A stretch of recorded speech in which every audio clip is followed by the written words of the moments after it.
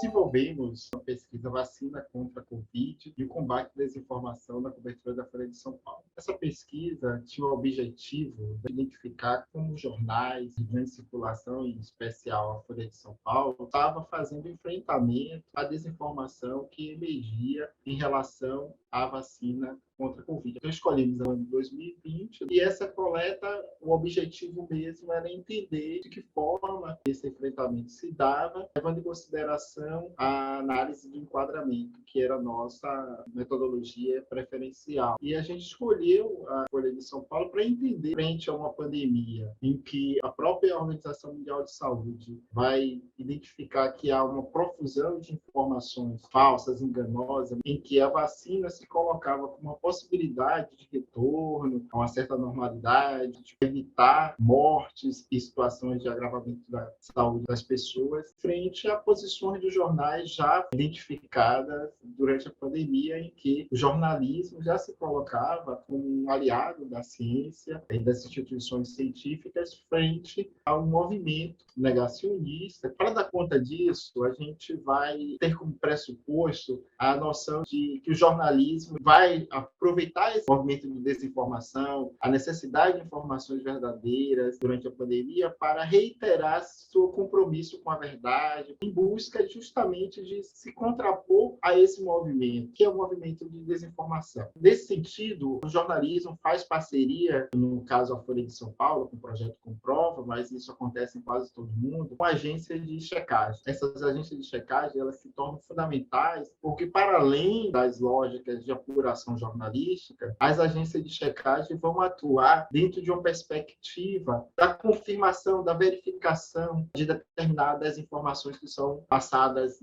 principalmente na mídia social, como verdadeiras. As agências de checagem têm um ponto importante desse processo, porque elas trabalham dentro de uma perspectiva de busca de uma determinada verdade dos fatos. Ela vai buscar validação em fontes autorizadas, fontes oficiais, pesquisadores, no caso da vacina, a sociedade de especialistas, como a SBI, Fiocruz, o Butantan, OMS, dados oficiais do Ministério, da Anvisa. Mas no nosso estudo, a gente tinha muito a expectativa de que encontraríamos uma tipologia textual, uma tipologia de construção narrativa do jornalismo muito característica de agência de checagem. Em realidade, o que encontramos foi a maioria dos textos que dizem respeito ao enfrentamento se deu com estrutura textual, narrativa de fact-checking. No entanto, a gente percebeu que na cobertura da Folha de São Paulo tivemos outras tipologias que foram bastante interessantes. Textos de divulgação de pesquisas sobre desinformação, textos sobre perguntas e respostas. Essas formas de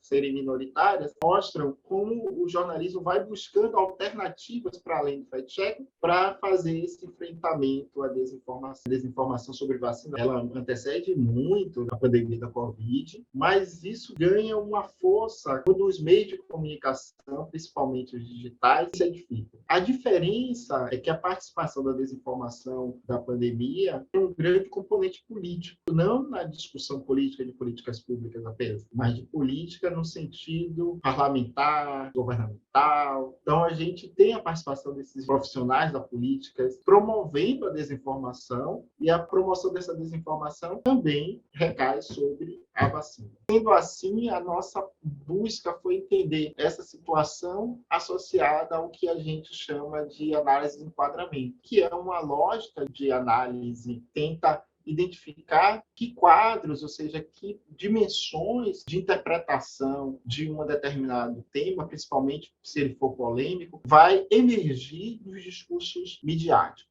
E chegamos a 4 grandes frames analíticos que foram orientadores da nossa avaliação: o frame bioético e jurídico, o frame política e estratégia política, o frame riscos e incertezas e o frame novo desenvolvimento tecnológico. Cada um desses frames busca nos ajudar a entender os recortes que os indivíduos fazem em relação a essa cobertura. Principalmente, chegamos a um resultado que evidencia essa lógica do fact-checking, a lógica do enfrentamento que não estaria presente em qualquer matéria, que é a grande ocorrência de frames bioéticos e jurídicos. bioético jurídico é quando o jornal vai e se coloca, não, isso é falso, não tem relação com a realidade. A mediação que o jornalista está fazendo aí é identificando essas informações falsas, enganosas, distorcidas, e ao mesmo tempo dizendo para a sociedade onde estariam as informações corretas. O segundo frame é políticas e estratégias políticas, que se torna presente em função da politização do debate sobre a pandemia, que também atinge a vacina. A gente mostra como o trabalho foi importante como divulgação científica mesmo, porque ele traz algo que na cobertura cotidiana dos jornais não vai aparecer. Então, a desinformação força o jornalista a adentrar nos processos científicos, a conversar sobre os procedimentos de produção do conhecimento da vacina. Se a gente tem uma crítica sobre essas coberturas, eu acho